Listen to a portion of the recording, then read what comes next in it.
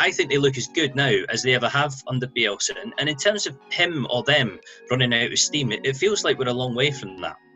Phil Hay, what a privilege to have you on the show at long last. I've been looking forward to this episode for quite a while. You're the bigger draw than me, clearly. This is the Phil Hay show, so I'm going to let you get on with the talking. And I'm going to cut to the chase because we're drawing towards the end of the season. Leeds are really well placed in their first season back in the Premier League.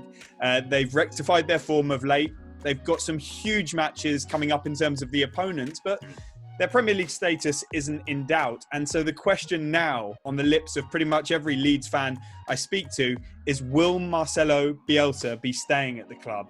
He's out of contract in the summer. Can you give us the lowdown on what's going on there and whether you think he'll be staying? It's the big deal of the closed season, and it's been the big deal of the closed season going back 3 years now.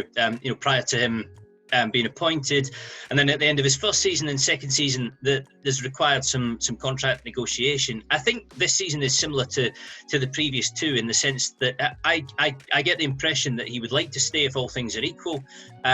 The one thing he's not going to do and hasn't done previously is commit before the end of the season unless the club finds some way of twisting his arm. It's been that way with him previously, where he's wanted to save negotiations until all the games are done.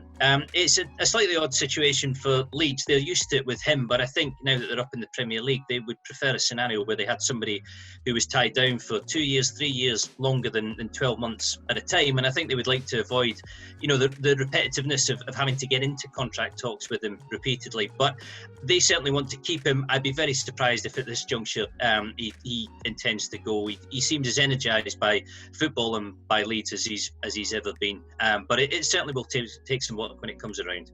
So why don't Leeds and Bielsa get these situations sorted sooner? It seems like a really unique dynamic that Bielsa and Leeds have. They would love to.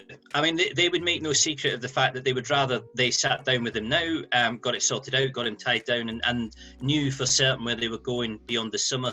He takes the alternative view. We spoke to him a couple of weeks ago and we said, why not do this now that the season is effectively over? That it looks like the team are going to stay up. It looks like it'll be another season in the Premier League.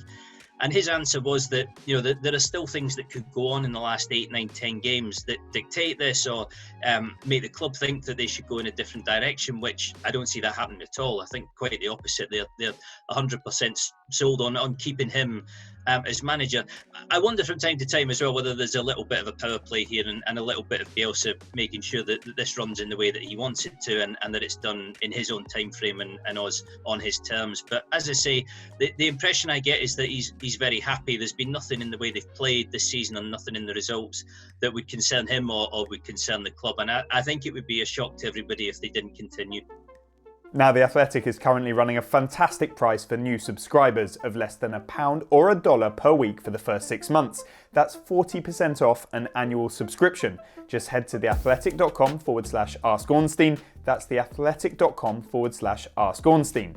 Before we get back to chatting with Phil, a question for you guys. Which Leeds player has impressed you most this season? Let me know in the comments below.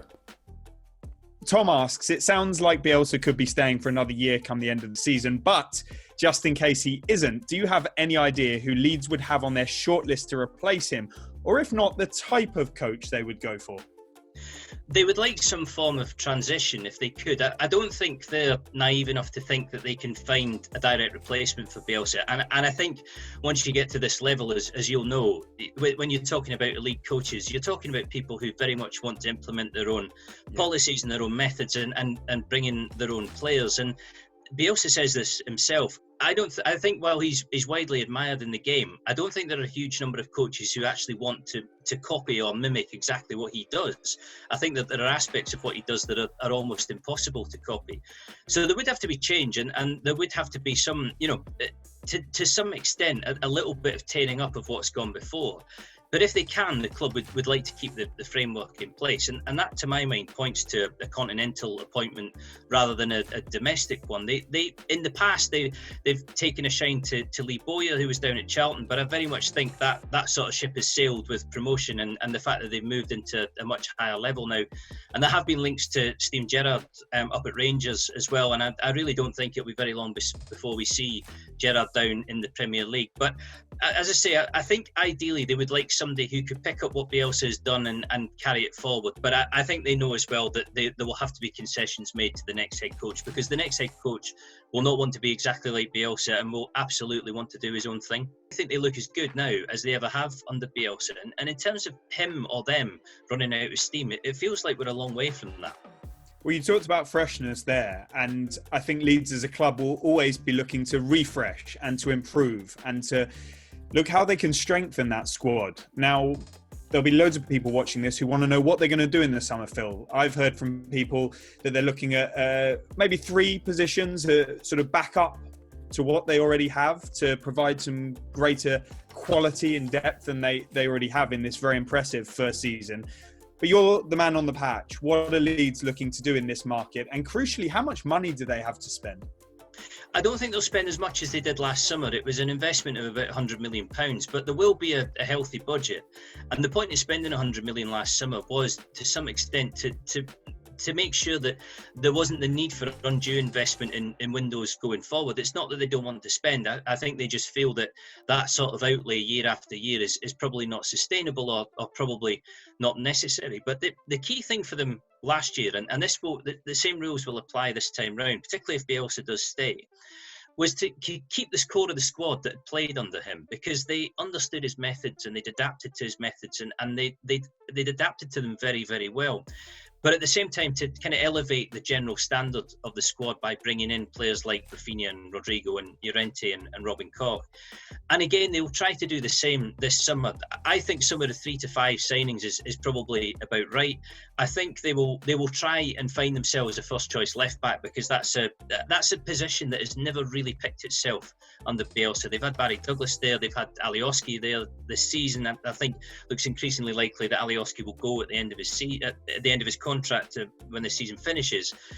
But even if he doesn't, I still think they will want an out-and-out left-back who is a specialist in that role. And I'm told they'll look for cover for Calvin Phillips, just to kind of solve that conundrum of what they do when he's injured or missing from the team.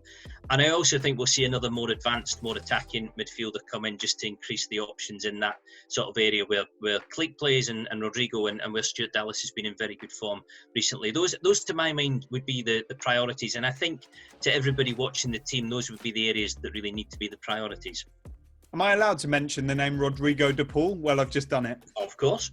I opened a mailbag earlier this week for our subscribers, and I was saying to them, actually, I've written the piece up for Friday. I was saying I was really impressed with their restraint, because there are about 200 questions and actually only a very small number asked about de Paul. It's funny, he's become a real obsession, and as you'll know, he was linked last summer, linked really, really heavily, without that deal actually getting close to being done. And every time I ask about him, every time I inquire about where this is going, I'm told that it's highly unlikely Leeds will sign him, that they want different midfielders, that they did ask, or at least there was contact last summer, but it never got to an advanced stage. It's just one of those targets or those options that you never want to rule out entirely, because he is a very good player. You can see how he would fit. You can see how his attributes would slot in quite nicely into the area where Leeds need players. But it's not to say 100% that it won't be him, but I think it won't.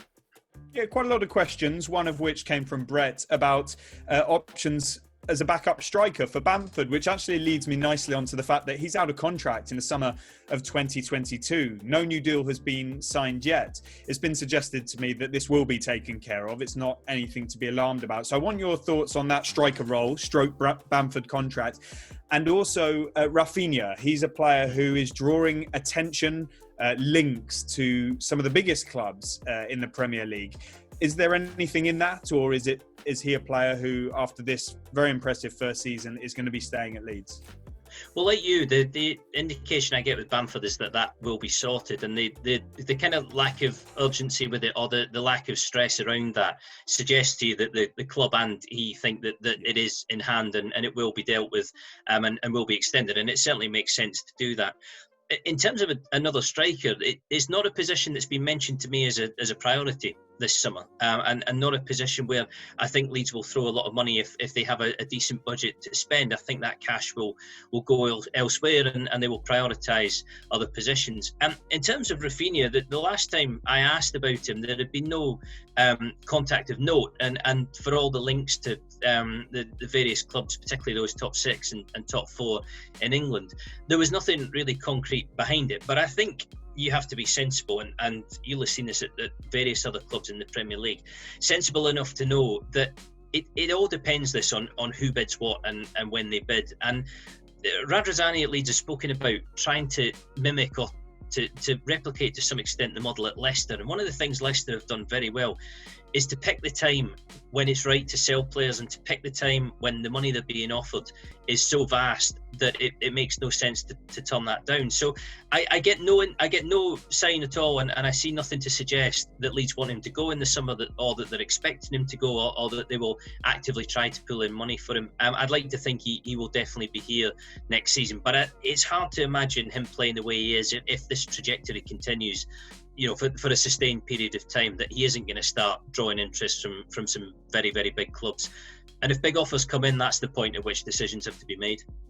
Thanks for watching, everyone. Head over to The Athletic for all of Phil's brilliant Leeds coverage, and you can also hear him every week on his podcast, The Phil Hay Show.